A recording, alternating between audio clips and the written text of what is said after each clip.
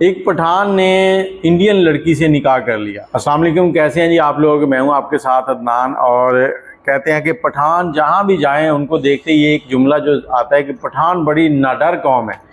और इस तरह के बहुत सारे वाक़यात हैं, क्योंकि पहाड़ों के अंदर जो ज़िंदगी गुजारनी होती है वो बड़ी मुश्किल है। और वहाँ पर कई बार ऐसे होता है कि पहाड़ गिरते हैं, बारिशें आती हैं, सैलाब आते हैं, और ये लोग इन चीज़ों को फेस करके इनके अंदर एक बहादुरी और एक बर्दाश्त जो है वो बड़ी कायम हो जाती है।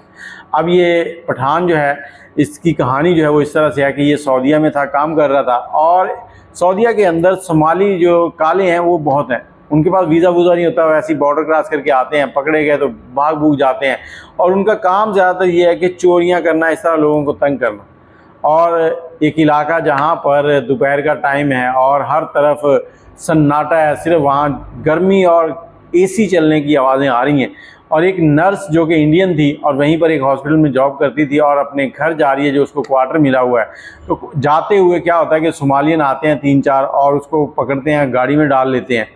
बहुत बार उन्होंने पहले भी कोशिश की थी, लेकिन उनका कोई मौका नहीं बना था। इस बार उन्होंने गाड़ी में उसको डाला और ले गए। जैसे वो औरत ने चीखो पुकार की तो ये पठान जो था उसी इलाके में एक छत के ऊपर बैठा एसी ठीक कर रहा था। अब इस पठान ने बड़ी हिम्मत और बहादुरी से काम लिया और अपने दिमाग को हाजिर दिमाग रखा। जैसे ही इसने चीखों की आवाज़ सुनी तो इसने नीचे देखा कि कुछ लोग उस लड़की को गाड़ी में डाल रहे हैं। तो इसने फौरी तौर पर अपने मोबाइल से कैमरा निकाला और उस गाड़ी का नंबर जूम करके देखा कि नंबर क्या है।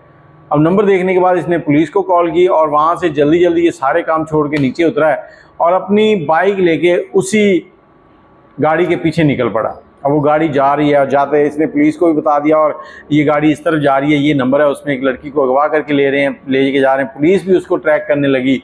और जब ये नौजवान देखता है कि आगे जाके एक पुराना सा घर है और गाड़ी उसके अंदर दाखिल हो गई है, तो ये भी उसी घर के अंदर दाखिल हो जाता है। जैसे ये वहाँ जाता है, जाकर देखता है कि सामने औरत खड़ी है, इंडियन लड़की जो है, और उसके कपड़े कुछ फटे हुए हैं। ये जो सोमाली लोग हैं ये उससे कोई पैसे छीनने के लिए नहीं, ये उसकी इज्जत लूटने के लिए उसको ले गए थे। अब ये सब उसके इर्द गिर्द जमा है। इधर पठान जाता है तो पठान क्या करता है, एक डंडा उसके हाथ में आ जाता है, इन सोमाली काले जो हैं इनको मारना शुरू कर देता है। औरत वहाँ देख रही है कि ये क्या, इतनी देर में इनको मार रहा होता है। तो उधर से पुलिस आ जाती है। पुलिस आती है और पुलिस घेरा डाल लेती है। एक दो उसमें से भाग जाते हैं, एक दो पकड़े जाते हैं।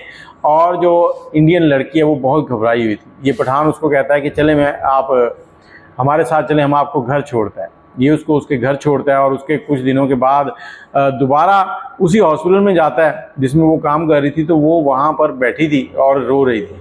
ये वहाँ उसके पास गया, इसने पूछा क्या हुआ, तो वो कहती मैं बहुत परेशान हूँ। उसने इसके साथ कुछ बातें की और उसके बाद कहा कि पहले भी मैंने कहीं आपको देखा है। तो पठान बताता है कि मैं इस हॉस्पिटल में अपना हर महीने चेकअप करवाने आता हूँ, मुझे शुगर का मसला है, एक दो चीज़ें और हैं। तो वहीं से इनके दरमियान बात होने लगी और इसने कहा कि तुम अब घर क्यों नहीं जाती, कभी देखा नहीं तुम्हें गली में। कहती मैं इधर ही रहती हूँ, मैं बहुत परेशान हूँ, मुझे उनसे डर लगता है, क्योंकि वो उनमें से 2 पकड़े गए थे, बाकी जो भाग गए थे, और वो किसी दिन मुझे देखेंगे तो गोली मार देंगे। पठान ने इसके साथ थोड़ी बातचीत करनी, उसको हौसला दिया और ऐसे ही करते करते इन दोनों के दरमियान में अच्छी अंडरस्टैंडिंग हो गई और ये एक दूसरे को चाहने लगे। तो फिर एक दिन पठान ने इस लड़की से कहा कि क्या तुम मुझसे शादी करोगी। तो लड़की बड़ी खुश हुई, उसने खुशी खुशी हाँ कर दी। उसने कहा जी तुम जैसा दिलेर बंदा मैंने कभी देखा ही नहीं जो मुझे बचाने के लिए आया, तुमसे मेरी शादी हो जाए तो और मुझे क्या चाहिए। तो इस तरह इन दोनों की शादी हो जाती है। जबकि पाकिस्तान और इंडिया का बॉर्डर अगर देखा जाए तो वहाँ यही होता है कि सुबह भी गोलियाँ चल रही हैं, शाम भी गोलियाँ चल रही हैं, लेकिन इसी दोनों मुल्कों के लोग जो हैं जब किसी तीसरे मुल्क में इकट्ठे होते हैं तो वहाँ इनकी वो मोहब्बतें होती हैं जो कभी आप देखें तो आप हैरान रह जाएं। ये एक छोटी सी पठान की कहानी थी और ये एक सच्चा वाक़या था जो कि आपके साथ शेयर किया है। बहुत से ऐसे वाक़यात आते रहते हैं। बाकी अपनी राय कमेंट में ज़रूर दीजिएगा। अल्लाह हाफ़िज़।